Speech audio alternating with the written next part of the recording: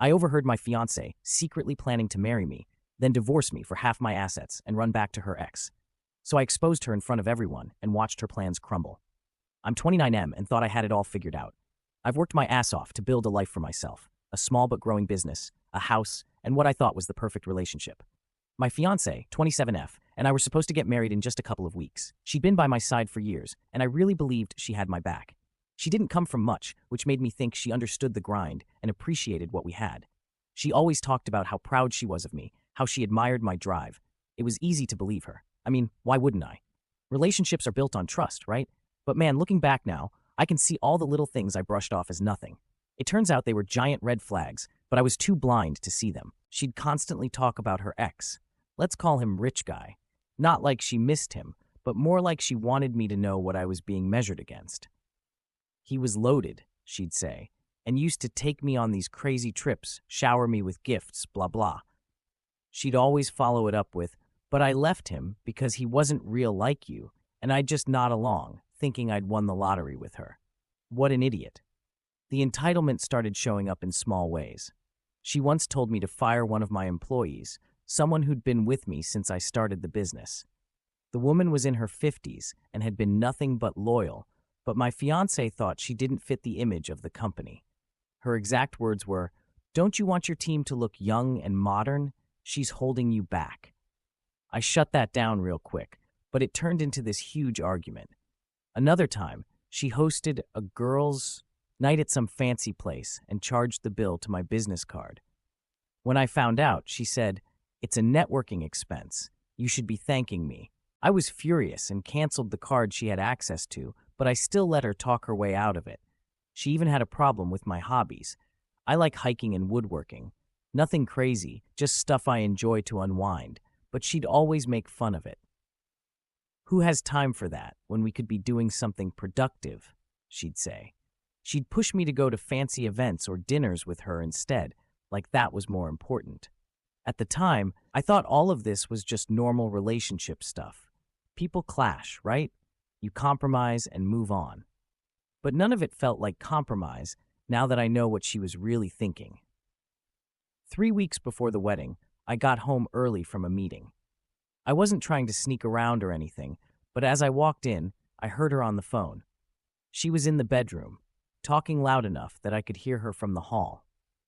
I was about to call out when something stopped me. Her tone was weird, like she was laughing and bragging about something. Then I heard her say, "It's all falling into place. Once the wedding's done and we combine finances, I'll file for divorce.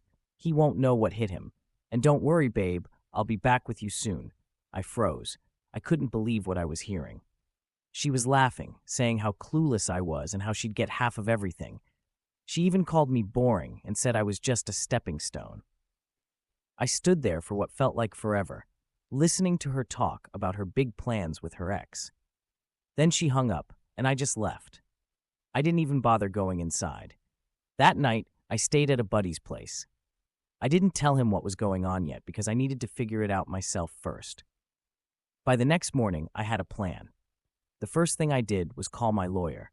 I explained what I'd overheard, and he immediately told me to lock down my assets. Thankfully, the house was in my name, and she wasn't legally tied to the business. But just to be safe, I updated all my accounts and made sure there was no way she could touch anything. I also bought a small voice recorder and placed it in the living room. If she was willing to talk so openly on the phone, I figured it wouldn't take long to get proof, and I was right. Over the next week, I caught her having multiple conversations with her friends about her plan. One time she said, "It's not like he'll fight back. He's such a pushover. By the time he realizes what's happening, I'll already have what I want." Another time, she talked about her wedding demands, laughing about how she was squeezing me for upgrades because I owed her. The audacity was insane. She even said she was doing me a favor by sticking around as long as she had. I kept my cool the entire time. I acted normal, played the part of the clueless fiancé, and even agreed to some of her ridiculous wedding requests just to keep her off my trail. 2 weeks later, on the day of what was supposed to be our wedding, I asked her to meet me at the venue early. I told her we needed to go over some last-minute details before the guests arrived. She showed up in her dress, looking like she thought she'd already won. But instead of walking into a wedding setup, she walked into a room full of her parents, my family, and a few close friends. I was standing at the front with a stack of papers and a USB drive. "What's going on?" she asked, her smile fading fast. I didn't waste time. "This isn't a wedding, it's an intervention," I said. "I know what you've been planning, and everyone here is about to find out too." "What are you talking about?" she said, trying to laugh it off. "You're acting crazy." I pulled out the USB drive and played one of the recordings for everyone to hear. It was her telling her friend how she couldn't wait to leave me and get back with Rich Guy. Her voice filled the room, and she couldn't deny it was her. Her parents looked mortified. My mom, who had never fully trusted her, looked like she wanted to throw something. When the recording ended, I said, "You were going to ruin my life for a guy who dumped you. Did you really think I wouldn't find out?" She started crying, saying, "It's not what it sounds like. I was just venting. I didn't mean any of it." I wasn't buying it. "You've been plotting this for months. I have hours of recordings. Don't even try to deny it." She switched tactics, turning on the waterworks and saying I was humiliating her in front of everyone. Then she had the nerve to say, "After everything I've done for you, you owe me an explanation for this." I laughed, because what else could I do at that point? "What I owe you is nothing. You're lucky I didn't call the cops for trying to scam me." She started yelling, saying I was ruining her life. She even tried to get her parents to defend her, but they were too embarrassed to say a word. Eventually, the venue staff escorted her out. After she was escorted out, the room was dead silent. Everyone just stood there, unsure of what to say or do. My mom finally walked over and hugged me. "I had a feeling about her," she said quietly. Her support meant a lot in that moment, even though I was still trying to process everything that had just gone down. Her parents approached me, looking completely ashamed. Her dad mumbled something about how they didn't raise her to be like this, and her mom said they were sorry for what I'd gone through. I wasn't interested in hearing their apologies, though. I just wanted them to take her and leave. After everyone cleared out, I stayed at the venue for a while to wrap my head around things. I just dodged a massive bullet, but the fallout wasn't over yet. In the days that followed, my ex-fiancée showed just how entitled and shameless she really was. First, she tried to convince me to pay for the wedding expenses.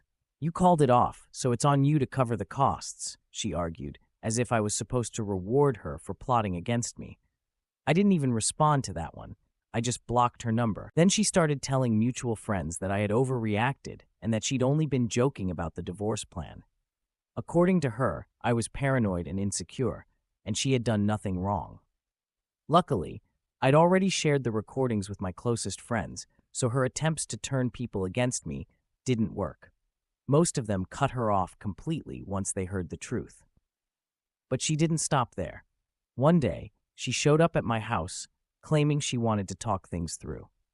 I refused to let her in, but she stood on the porch, yelling about how I owed her the house because she'd helped make it a home. I reminded her that the house was in my name, that she hadn't contributed a dime, and that she had no legal claim to anything. She eventually left, but not before screaming that I was selfish and heartless. The most absurd stunt she pulled was trying to take my dog. She'd never shown much interest in him before, but now she suddenly claimed they had a special bond and that it would be cruel to separate them. She even tried to guilt-trip me, saying, "Don't you want him to be with someone who loves him just as much as you do?" I shut that down immediately by showing her the adoption papers, which were in my name. I told her if she ever came near my property again, I'd call the police. That was the last time she tried anything in person. For a while, she kept up the drama on social media. She posted vague, attention-seeking messages like, "When people show you who they really are, believe them, and some people just can't handle a strong woman." I ignored it all. People who knew me knew the truth, and I wasn't about to waste my energy defending myself online. Eventually, she disappeared from my life completely. Her parents reached out once to apologize again and let me know she'd moved back in with them. They seemed genuinely mortified by her behavior, but I wasn't interested in staying in touch. Now, a few months later, I'm in a much better place. The business is doing great, and I've started focusing on the things that actually make me happy. I've gone on a few solo hiking trips, finished some woodworking projects, and even adopted a second dog to keep my first one company. Looking back, I can't believe how blind I was to all the signs. The way she talked about her ex, the entitled demands, the little digs at my hobbies. It all adds up now. I ignored it because I didn't want to believe she was capable of something like this. But she was, and she probably always had been. If there's one thing I've learned from all of this, it's to trust my gut and protect myself. I've set boundaries now that I'll never let anyone cross again. And as much as this whole thing sucked, I'm grateful I found out the truth before it was too late. She thought she was playing me, but in the end, she played herself. I've moved on, and she's stuck with nothing but the mess she created.